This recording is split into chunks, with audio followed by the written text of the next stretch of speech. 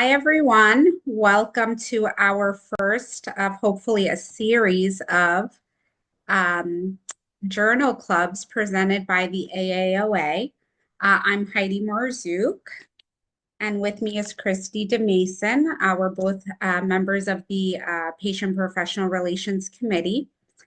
Our goal is to just introduce to you guys kind of the greatest hits for the quarter, some of the recent literature that we thought would be high yield for everyone to benefit from, and what's clinically applicable, and kind of have a little bit of a short discussion, um, in terms of how we would use this in practice. You can feel free to email the AAOA if you have any follow-up questions about these papers, or if you have any comments or recommending papers that you'd love for us to discuss next time. So with that, I'm going to hand it over to Christy, who's going to discuss our first paper.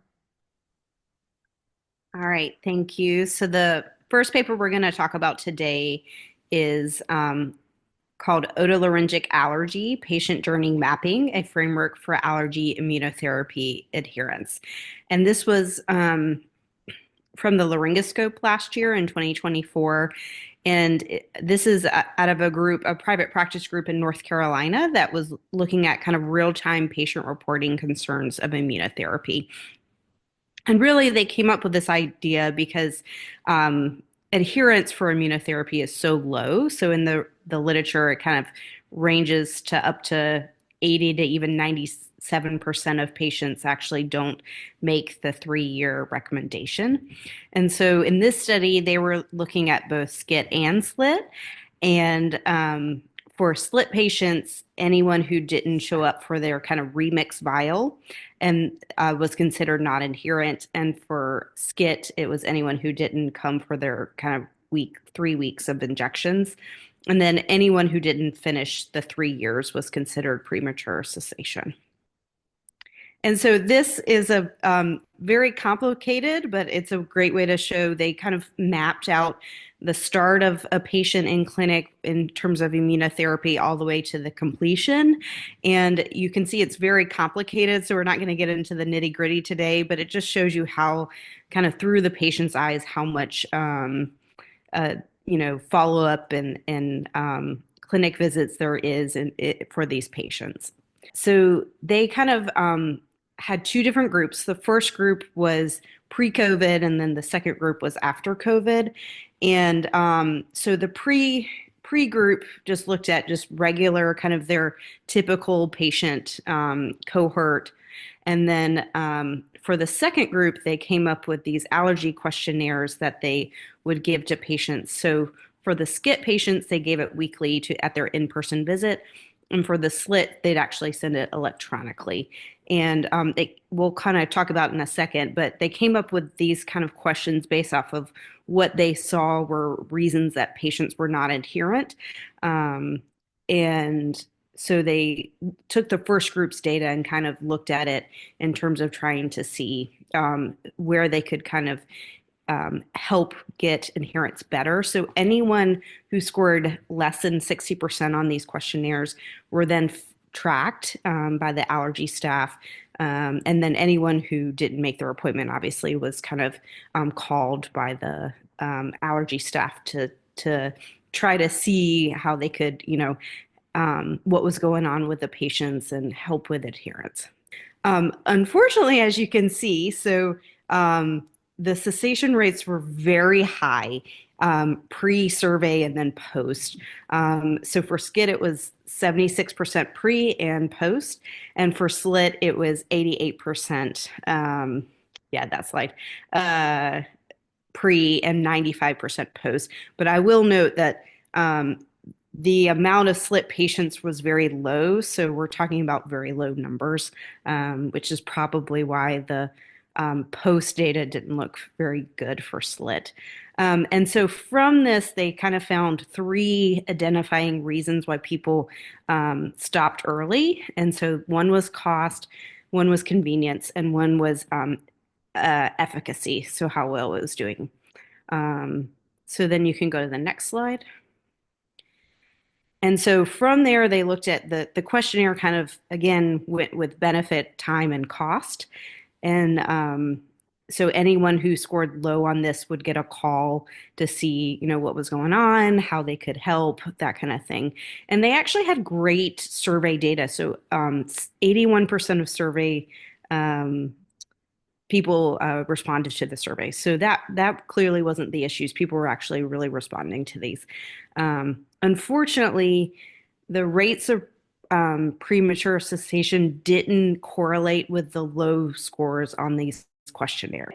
So here you can see that this first table, they didn't show any statistically significant difference in patients who were high on the scores versus low. And so they also kind of tracked when people stopped. And no surprise, it was majority of patients within the first year and often within the first 6 months. And really, this was similar for both groups. So the two lines here, so you see skit in the top and then slit at the bottom. And then you have pre and post. And you can see they mostly correlate very well with skit and not so much with slit. But again, I think this has to do with the very low sample size in this group. So then, so even though they really kind of increased their trying to talk with patients, trying to keep them on track, see what's going on, see what the issues were, they didn't really find a benefit. Unfortunately, the rates of adherence were really low, and a lot of people quit. But I think this kind of shows the importance of understanding the patient's experience in this and how cost and time commitment and perceived benefit really helped. And I think they had a great idea of trying to anyone who wasn't seeming to have benefit to try to reach out to them more than usual to see if that helped. I do think their small sample size maybe was a reason why they didn't see any benefit. So I do think probably more studies need to be done, but I think this kind of shows a great start on how we can improve adherence in these patients.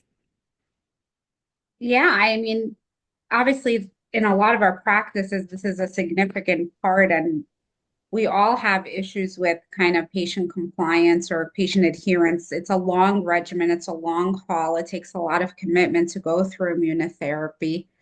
Um, so my question for you is, what do you think about the cessation rates compared to your practice? I would say for my practice, this actually seems a little bit on the higher side. But I also have, maybe my numbers aren't as large as these patients. What do you think?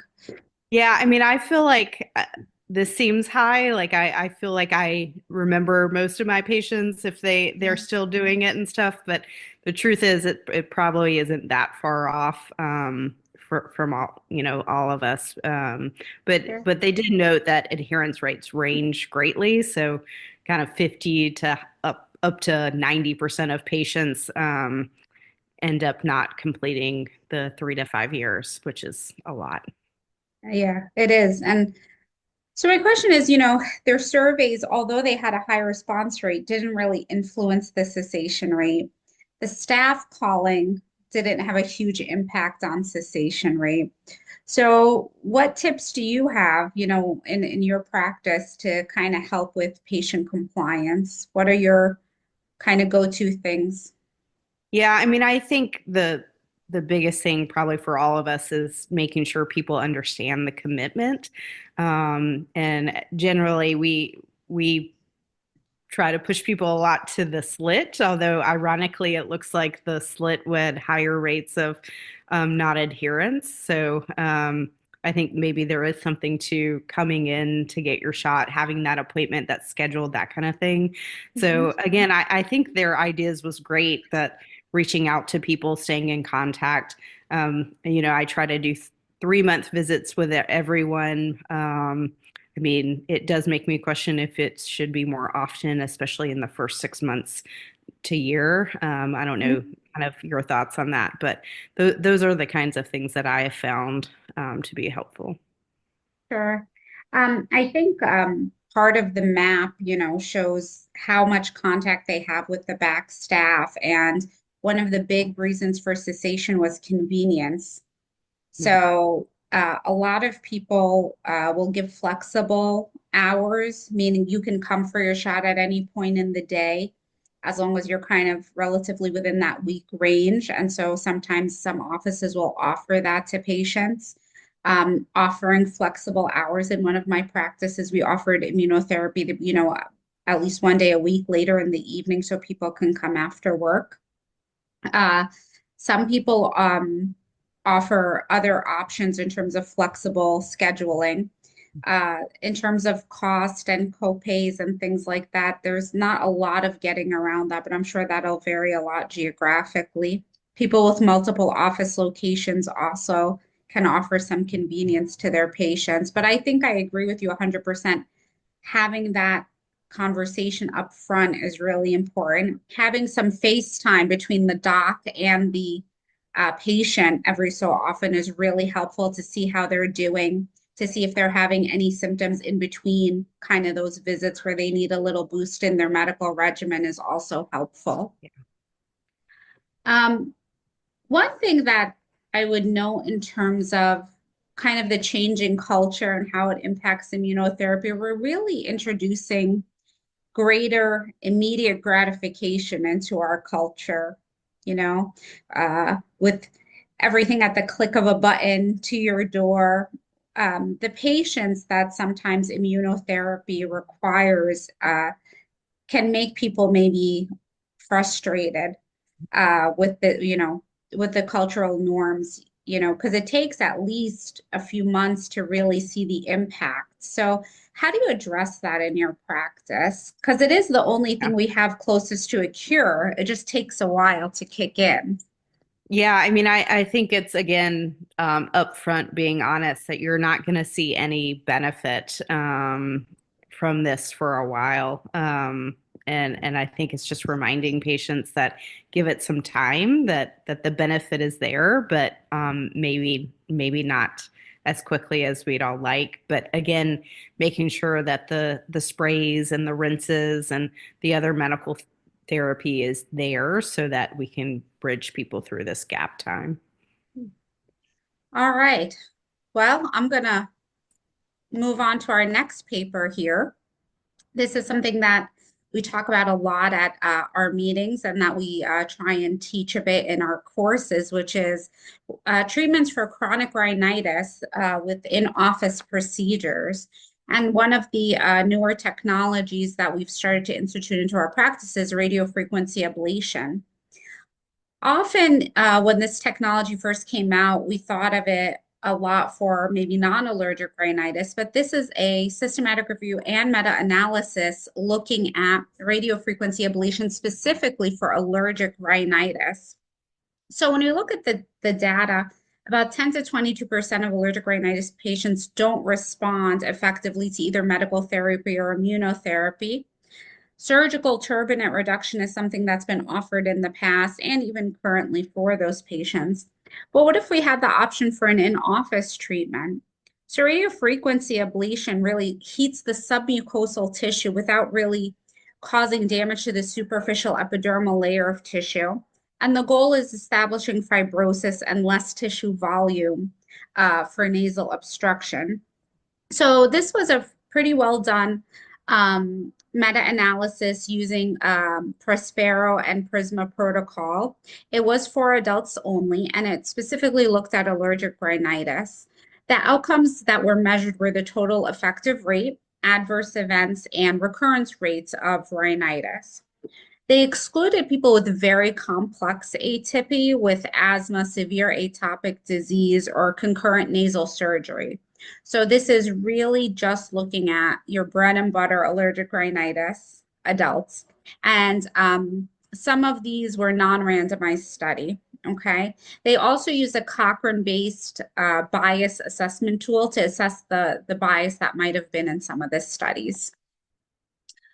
So, a lot of our systematic reviews and meta-analyses go through this kind of their protocol. At the end, they used 15 studies in the meta-analysis with a total sample size that was a nice large N of 1,430 participants. about 726 in the intervention group and 704 in the control groups. 14 studies were able to report the total effectiveness rate. And so for that, that was what they used for the meta-analysis. So when we look at these, I know it's a little confusing in terms of the scoring, but this actually forest plot favors radiofrequency ablation in terms of efficacy rate for radiofrequency ablation. We have more forest plots looking at recurrence rate. So the recurrence rate was lower also in the radiofrequency group. And in terms of adverse events, actually, it was pretty down the middle without increased adverse events between the control group and the experimental group. So with high level data, we got efficacy and safety shown for radiofrequency ablation turbinate reduction for specifically allergic rhinitis patients. So not only did it help with blockage, interestingly, but it helped with sneezing, itching, and rhinorrhea as well, which I found surprising, because we often think about it for obstruction. We do use radiofrequency towards the posterior aspect of the inferior turbinate for rhinorrhea. So it's, it might be having a posterior nasal nerve effect, but the fact that it helped with all of those symptoms, not only obstruction, I found interesting as well. So my questions are, for us to discuss is, when we started using this technology, we thought really more of obstruction or, your classic vasomotor rhinitis patient. But now we're seeing a broader application. So how would you decide who's a good candidate for this?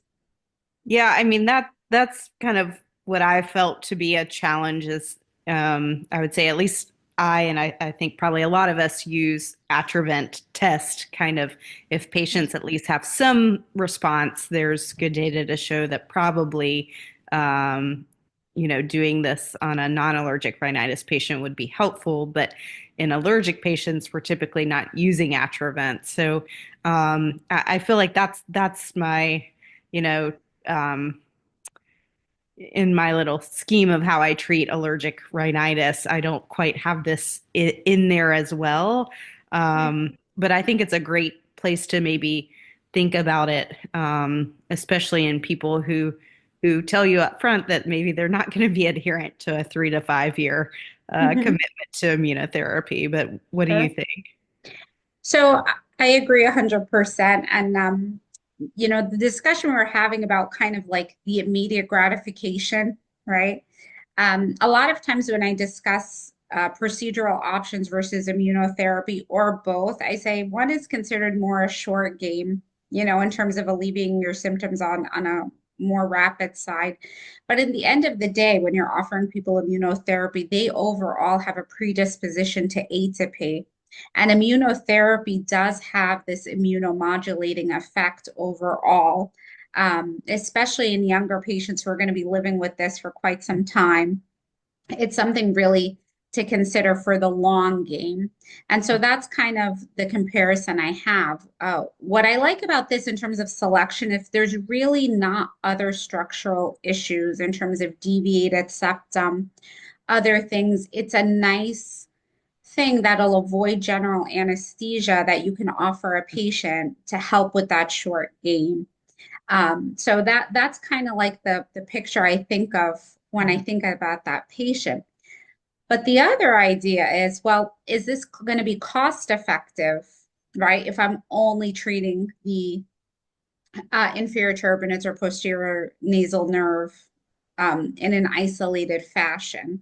So that's kind of like yet to be determined in terms of Yeah. that, but I'm sure somebody could run the numbers to at least Especially kind of, with the devices, right? So if yeah. you're using a device, which you don't have to, obviously, for this, but I think a lot of people do, and I Mhm. certainly usually do, that's going to be an added cost for sure. Sure, sure. So that's kind of where the question lies. And so I think we discussed this already, kind of how you're weaving it into the allergy management. So you had mentioned, right, people who are not tolerating sprays well or kind of don't want to commit to that kind of daily medication. short game versus long game for immunotherapy versus procedural work. So again, Yeah. high level evidence with a large number of patients that I thought was interesting.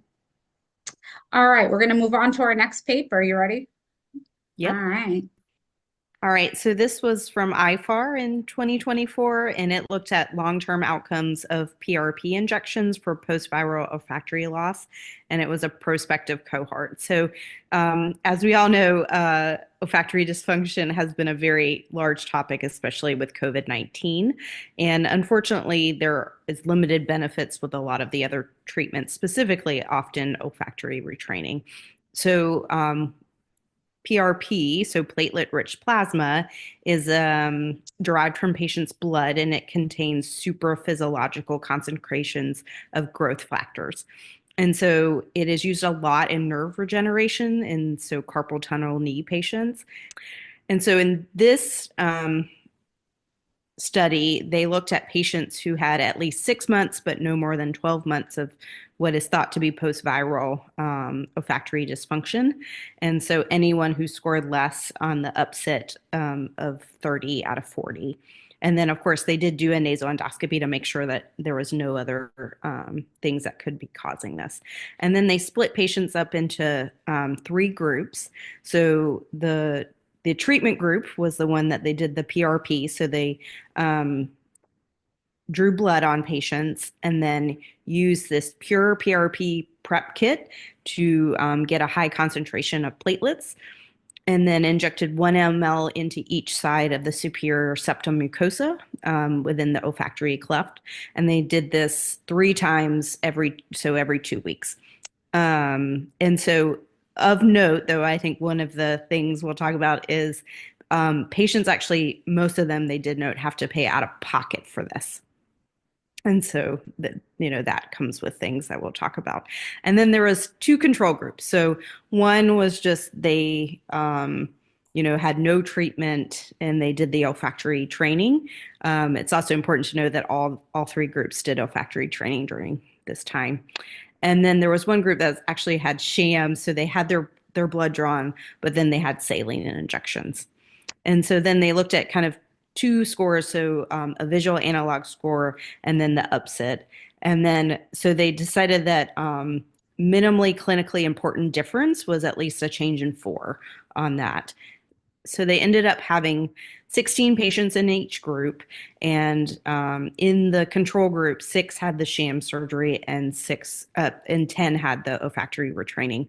And you can see in the tables to the left, so the upset and the visual analog scale here, the PRP group is in red, and they had a greater increase over the 12 months. And so they also found a significant difference in both the upset and the visual analog scale in terms of just the difference in the numbers as well as the MCID, so the clinical significance. In the PRP group, that was almost 90%, and in the other group, it was about 30%. And then in the lower table on the right, they looked at all the kind of different variables and did a regression analysis, and they did find that the PRP was an independent positive predictor of a clinical difference. And so they did find that after a year, there was benefit to the PRP compared to the control sham group. And they had a very small sample size. And it is possible because of the payment out of pocket that there was a placebo effect. But they did find that it was safe and definitely a viable option for these patients. And so, I mean, I think that's the kind of question. Are you currently doing anything like this in your practice? No, but I do have patients who are really struggling, who are looking for anything to help them. And so I thought that this was an interesting paper in the sense that it is something that could potentially help these patients who are really looking for something for their smell, because it really does impact their quality of life quite a bit. So my question for you is, would you do this, offer this up front or only for your patients that are failing the smell retraining? I mean, I think hands down, definitely would do the smell retraining Yeah. first. Yeah. I mean, the biggest thing with this is, are you going to have enough patients to make this worth it in terms of Yeah. buying the equipment and stuff? And Sure. it doesn't look like it's terribly expensive online. Yeah. Um, Yeah. but I, but I looked on Amazon because, a lot of the estheticians or, facial plastics people do offer this for kind of facial rejuvenation and things like that. So I was looking at, one of these little centrifuges is only about 260 bucks.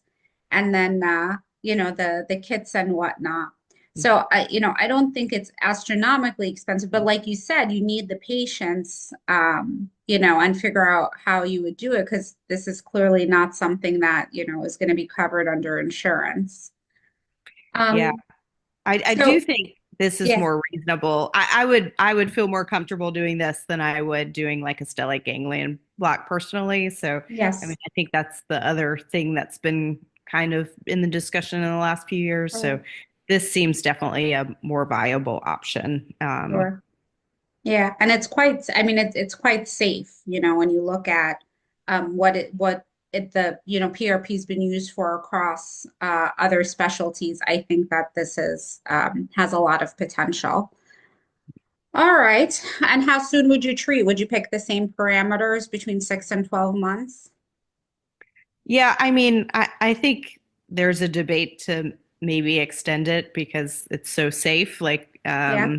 I think if someone really wanted it, it would be reasonable. I'm not sure I would do it before then, just because there is a lot of change and a lot of people do get their smell back in that first 6 months. So, Yep. um, I agree. maybe, yeah. All right. Last but not least, we have a paper regarding bilateral superior laryngeal nerve blocks for chronic cough. So one of the things that we'll be discussing at our Explorers course and a lot of our AAOA education is that the treatment of chronic cough and actually discussing superior laryngeal nerve blocks and how to do them. This paper is interesting because it discusses bilateral injection. I know unilateral injection is usually much more common. So when you discuss unexplained chronic cough, it's really more than 8 weeks of cough with no identifiable source. You've tried steroids, neuromodulators, and these have been things that people have offered in the past. But neuromodulators like gabapentin, and amitriptyline, they really can have a lot of side effects and tachyphylaxis. So in 2018, people started describing unilateral injections where people identify a side or a trigger point to the onset of cough. But there has been some evidence that bilateral injections may be effective without potentially putting patients at risk for aspiration pneumonia. So this was a retrospective study done between 2018 and 2023. This is a picture from another paper, not from this one, just to give people an idea of how the injection is performed. And it's often an in-office procedure that is, has a bit of a learning curve, but often as ENTs, anesthetizing the larynx for either awake intubations or whatnot, it is, within our safe space of anatomy. So I just wanted to kind of show that. And basically what they did was they used a 5 milliliter mix of 50/50 triamcinolone and 1% lidocaine with a 25 gauge needle. They only offered repeated injections to patients who had no improvement or diminished effect from the injections. And they looked at the outcomes 4 weeks out. They only had 11 patients in the study with the average age of 61, and the average duration of symptoms was 6 years. So these people had been suffering a long time. In terms of adverse events, they only had 2 patients with self-limited side effects like facial flushing or, one patient had some vomiting or globus sensation, but they had no patients who had aspiration. So overall, they did 42 injections on 12 patients, and the median time between injections for those who needed repeats was 3 months. And 79% of people reported improvement for a median duration of at least 2.2 months. Truth be told, they admit that in other studies, 30% of patients require, in general, contralateral injections. So even when people start unilateral, a lot of them wind up needing a bilateral injection anyway. So basically, the outcome of the study was that it's safe, it's effective. It might be helpful in people who can't identify a laterality or have an ineffective unilateral injection, and it is technically feasible in the outpatient or office setting. So, I mean, I struggle with these patients quite a bit. Have you started doing any of these blocks in your practice yet? It's always I always think about it, and I haven't. I think I'm in a place where we have a lot of laryngologists, but I Yeah. definitely think, and I'm excited for the Explorers course in the next couple of weeks because I think there'll be a lot more talk about this. But Sure. um, I haven't. What about you? So same thing. I have a laryngologist pretty close by, but that access has become more difficult with booming population and whatnot. So I actually am like you. So we're going to hang out together at the Explorers course and learn how to do the block together. Would you start bilateral in anybody or yeah? No, I mean I think this is a great paper. I think, but it's definitely a specific group. We're talking about people who have had this, Mhm. more than 5 years. So, Yeah. and I always, and I'm always the big proponent of speech therapy, must do speech therapy. Yeah. You've ruled out Absolutely. all the other causes, but I Sure. think it's somewhat easy to have them come back and do one Yeah. side. I think concern for Globus and a population that already has so much hypersensitivity. I think to me, I probably won't be doing this, but Yeah. definitely single size seems reasonable. Got it. Got it. What do you All think? right. Well, I think that's all I had, other than asking you, would you do this before a neuromodulating agent or before? I think a lot of data is coming out that this is in a lot of ways maybe safer than the neuromodulators. So I think I mean my hope is to add it probably in the it before, but I don't know your thoughts. I agree. I think it's a discussion with the patient, but I do think, relatively speaking, it's a local effect versus something that can have a more systemic effect, something that is at an interval rather than a daily medication. So I think there are a lot of possible benefits. Well, I thought this was great. I learned a lot. Yeah. So again, we were happy you guys could join us. And if you have any suggestions or follow-up questions, feel free to reach out. And we look forward to seeing you guys next time.